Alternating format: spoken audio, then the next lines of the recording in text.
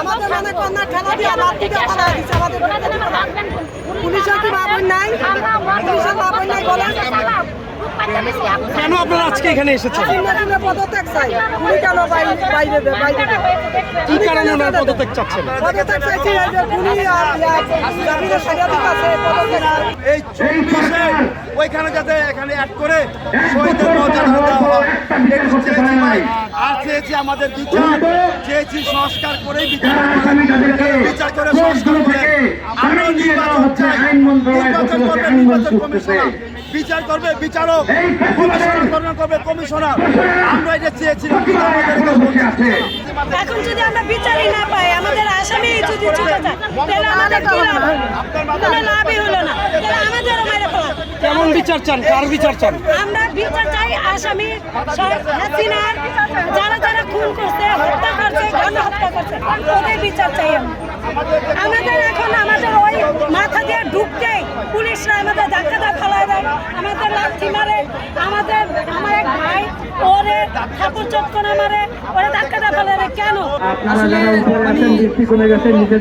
Video ফুটেজের মাধ্যমে দেখা যাচ্ছে আমাদের যে সরকার ধরে আছে যে রাস্তা ছাড়বে না, এই আসিফ নজরুল ভারতের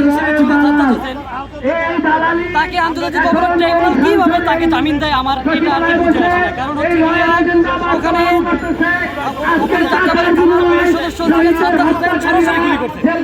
আপনারা যে ভিডিও ফুটেজটা দেখেছেন যে তদন্ত সামনাসামনি এসে বারবার গুলি করতেছিল, সেই আন্তর্জাতিক মামলার আসামি সাজ্জাদ হোসেন কিভাবে তাকে জামিন দেয়, এর পিছনে আমি মনে করি আইন উপদেষ্টা এবং সরাসরি উপদেষ্টার একমাত্র হাত আছে। সেই ব্যারিকেড নিয়ে এসেছেন এবং পুলিশ কিন্তু সেই ব্যারিকেড সরিয়ে দিচ্ছে। এই মুহূর্তে কিন্তু যেমনটি লক্ষ্য হচ্ছে সেই পুলিশের সাথে কিন্তু যে জুলাই শহীদ পরিবার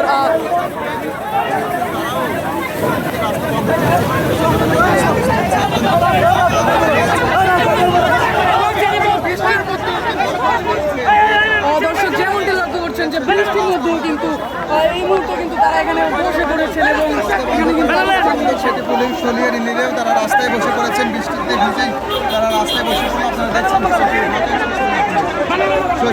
সামনে। দর্শক আপনাদেরকে দেখানোর চেষ্টা করছি যে আমরা সকলে সচিবালয়ের সামনে কিন্তু সজোরে কিন্তু রাষ্ট্রকে দেখান, দেশবাসীকে দেখান কিভাবে এই পুলিশ বাহিনী আমাদের উপরে লাঠি চার্জ করছে। আমার মাকে লাঠি চার্জ দিচ্ছে। বেশি হয়ে গেছে, পুলিশের গায়ে প্রাণ বেশি হয়ে গেছে। শহীদ পরিবারের গায়ে আর তুই কাছে শহীদ পরিবারের কি পাইছে? পরিবার বলে মারা যাচ্ছে। হ্যালো আমি লিখছি, হ্যালো আমি লিখছি।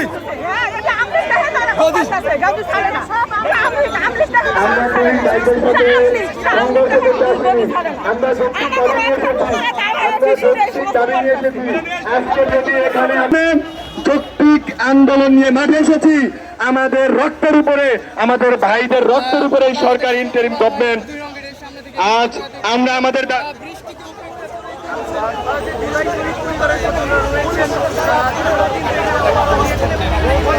দেখেছি মিডিয়া কর্মী ভাইরা, আপনারা দেখেন পুলিশ কিভাবে আমাদের সাথে আচরণ করতেছে।